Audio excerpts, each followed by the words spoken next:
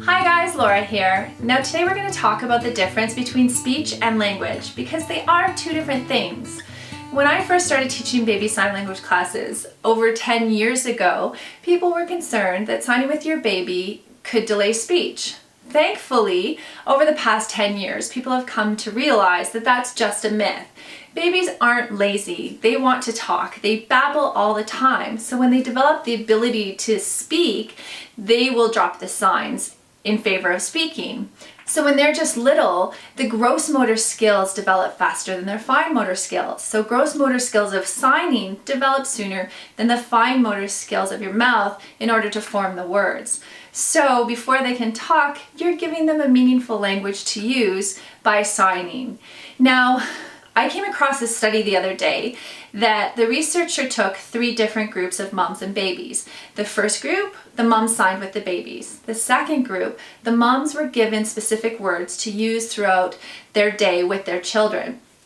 The third group, the moms were just to go on interacting with their babies the way that they normally would. So at the end of the study, the researcher said that none of the babies in any of the groups developed language faster than the other groups. So I say language because what the researchers should have said was speech, because in their study they also did note that the babies who were signed with had 2 to 17 signs. So that is the babies using a language. So check this video out right here. How about finished?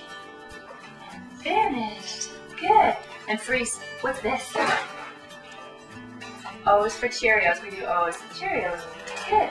And what's this? Stars. These are stars. What's the sign for book? Book. That's right. How about milk? What's the sign for milk?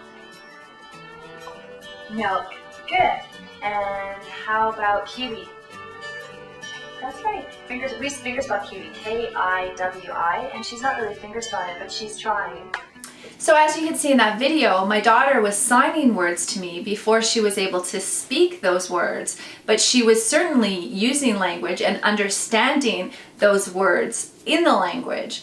So just because she wasn't able to speak the words didn't mean she didn't understand it or was not using language. So the difference between speech and language is that speech is the sound you make to form the words in that language, and the language consists of words and symbols, meaning written words and gestures and all of that. So you can have language without having speech. Let me give you a couple of examples. Number 1 is my daughter was 10 months old and she's having snack in her high chair and I'm giving her Cheerios. And she's throwing her Cheerios on the floor and signing more and more and more. So I said, "You don't want more Cheerios, what do you want?" And she signed more cheese. So number 1, I was amazed that a 10-month-old baby could put together a 2-word sentence. I would never have imagined that.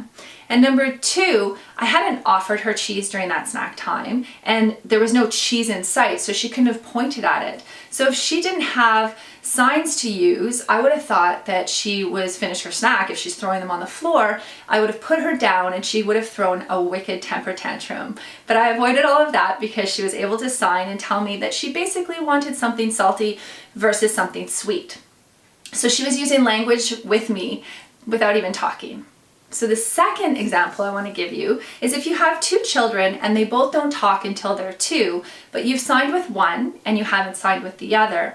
The one who you haven't signed with, you're keeping that vocabulary very simple. So for example, if it's snack time, you might say, "Would you like an apple or a banana? Would you like A or B?" And they get to point at what they want. Whereas the child who you're signing with, you've taught them tons of signs for different food items. So you can say, "What would you like for a snack?" And they're able to think about how they're feeling and what their options are. And then they're able to communicate to you through a sign or the language that you've given them. You also tend to give them more words because you understand that they understand you, so you move on by giving them larger and larger vocabulary, whereas the child who you're not signing with, you tend to keep your vocabulary very basic because you're not really sure if they understand you or not.